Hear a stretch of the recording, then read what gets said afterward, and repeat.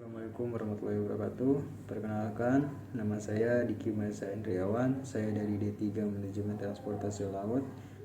Di video ini saya ingin sedikit men-share tentang peran kementerian dalam penetapan rencana induk pelabuhan. Nah, rencana induk pelabuhan berada di bawah Kementerian Perhubungan, serta terdapat beberapa kementerian yang mengatur tata ruang yang ada di wilayah Indonesia.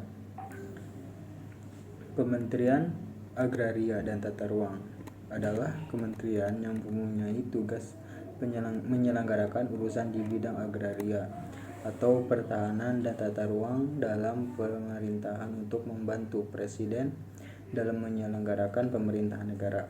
Kementerian Agraria dan Tata Ruang berada di bawah dan bertanggungjawaban kepada Presiden. Fungsi perumusan, penetapan, dan pelaksanaan kebijakan di bidang tata ruang, infrastruktur agraria atau pertahanan, penghubung hukum agraria atau pertanahan, penataan agraria, pertanahan, pengadaan tanah dan pengendalian pemanfaatan ruang dan pengusahaan tanah, serta penanganan masalah agraria dan pertanahan. Kementerian Perhubungan Republik Indonesia adalah kementerian dalam pemerintah Indonesia yang membidangi urusan transportasi. Tugas dan fungsi: pelaksanaan pengawasan dan pemenuhan kelayak lautan kapal, keselamatan, keamanan, dan ketertiban di pelabuhan, serta penerbitan surat persetujuan belayar. Pelaksanaan pengawasan tertib lalu lintas kapal di perairan pelabuhan dan alur pelayaran. Kantor Unit Penyelenggaraan Pelabuhan Kelas 3 SOASIO sesuai dengan Peraturan Menteri Perhubungan Nomor KM 2062 tahun 2010 tentang organisasi dan tata kerja Kantor Unit Penyelenggaraan Pelabuhan adalah unit pelaksanaan teknis di lingkungan Kementerian Perhubungan yang berada di bawah tanggung jawab kepada Menteri Perhubungan melalui Direktorat Jenderal Perhubungan Laut. Tugas pokok penyelenggarakan perumusan dan pelaksanaan kebijakan di bidang transportasi laut. Kementerian Kelautan dan Perikanan Republik Indonesia. Nah, Kementerian Kelautan dan Perikanan disingkat jadi KKP adalah kementerian dalam pemerintahan Indonesia yang membidangi urusan kelautan dan perikanan. Fungsi: penyusunan, pemantauan, dan evaluasi rencana program dan anggaran serta pelaporan. Pelaksanaan perlindungan, pelestarian, dan pemanfaatan ekosistem habitat sumber daya ikan dan atau situs budaya tradisional. Pelaksanaan jejaring dan kemitraan di bagi konservasi sumber daya ikan, pengolahan sistem data dan informasi, dan pelaksanaan urusan ketatausahaan. Kementerian Energi dan Sumber Daya Mineral. Nah, Kementerian Energi dan Sumber Daya Mineral Republik Indonesia adalah kementerian dalam pemerintahan Indonesia yang bergerak di bidang energi dan sumber daya mineral. Kementerian ini terkait dengan peta geologi, contohnya seperti sumber mineral dan mikrozonasi untuk kebutuhan seperti eksplorasi. Fungsi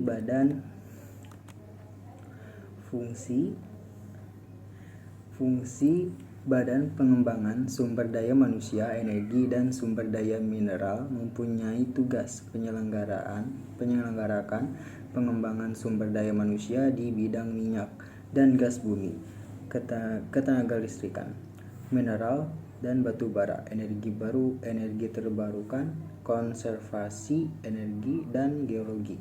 Kementerian Lingkungan Hidup dan Kehutanan Republik Indonesia adalah kementerian dalam pemerintahan Indonesia yang membidangi urusan lingkungan hidup dan kehutanan. Kementerian Lingkungan Hidup dan Kehutanan merupakan gabungan antara Kementerian Lingkungan Hidup dan Kehutanan. Dan Kementerian Lingkungan Hidup dan Kehutanan berada di bawah tanggung jawab Kepresidenan. Kementerian Lingkungan Hidup dan Kehutanan fokus kepada aspek environment terkait dengan hutan lindung, hutan gambut, dan kawasan hidup strategis. Fungsi pengelolaan sumber daya alam dan ekosistemnya, peningkatan daya hukum daerah, aliran hutan lindung dan sungai, pengelolaan hutan produksi lestari, peningkatan daya saing industri, permintaan hasil hutan. Pelaksanaan penyuluhan dan pengembangan sumber daya manusia di bidang lingkungan hidup dan kehutanan. Pemerintahan daerah merujuk pada otoritas administratif di suatu daerah yang lebih kecil dari sebuah negara.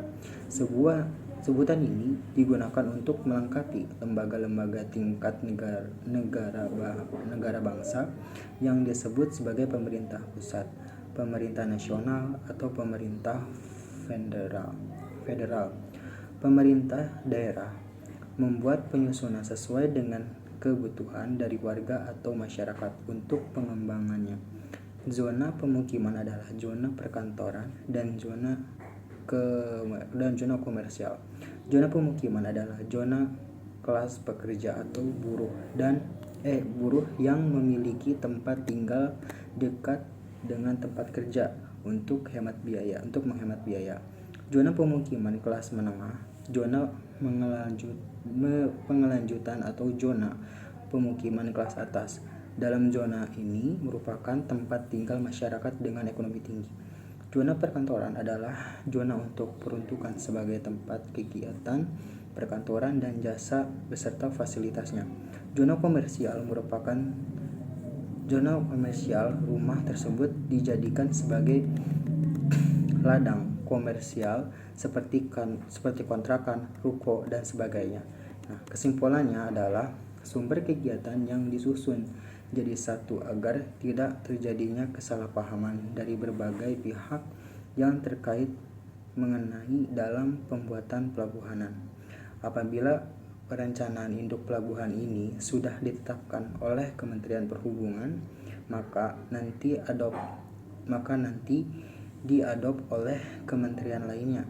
Nah, disinilah harmonisasi dari sebuah kepentingan dari masing-masing bidang yang terkait dalam perencanaan induk pelabuhan. Nah, sekian yang bisa saya share atau bagi mengenai perencanaan induk pelabuhan. Mohon maaf kurang lebihnya. Assalamualaikum warahmatullahi wabarakatuh.